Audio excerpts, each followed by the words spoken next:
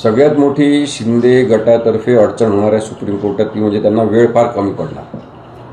कारण की असत्य सांगण्यासाठी किती वेळ दिला तरी तो कमी पडतो. त्यामुळे त्यांना वेळ कमी पडणार. ते असत्य सतत घोटून त्यांना मांडावं लागणार सुप्रीम कोर्टासमोर. ही एक सगळ्यात मोठी अडचण आहे. दुसरी अडचण कागदपत्रांची आहे.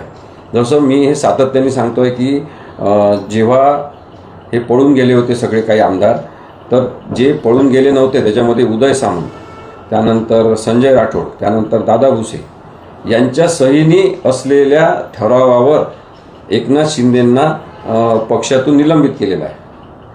मग आता त्यांनी त्यांच्या सह्या कधी नाकारलेल्या आहेत का? कधीही नाकारलेल्या नाही. उदय सामंत यांनी कधी आपली सही नाही असं म्हटलं नाही.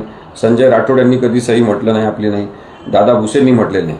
त्यामुळे हा कागदोपत्री पुरावा अत्यंत सज्जड पुरावा आहे, ज्याच्यामध्ये हे स्पष्टपणे दिसते की एकनाथ शिंदेंना निलंबित करताना 3 लोक, एक सूचक आणि 2 अनुमोदक जे होते त्याच्यामध्ये हेच लोक होते. आता ही अडचण ठरणार आहे.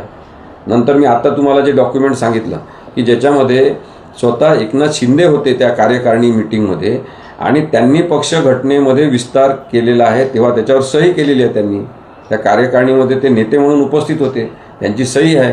मग आता ती सही जी आहे ती कोर्टासमोर मांडण्यात आले होते सगळे कागदपत्र, ते कसे नाकारणार तुम्ही? हे कागदपत्र बघितलेच नाही निवडणूक आयोगाने, हाच तर मुख्य वाद आहे. आणि तो वाद जो आहे तो खोटा आहे आणि ते उद्धव ठाकरे यांचं म्हणणं किंवा त्यांच्यातर्फे सगळ्या टीमचं म्हणणं खोटं आहे हे सांगणं ही खूप मोठी दुसरी अडचण ठरणार आहे.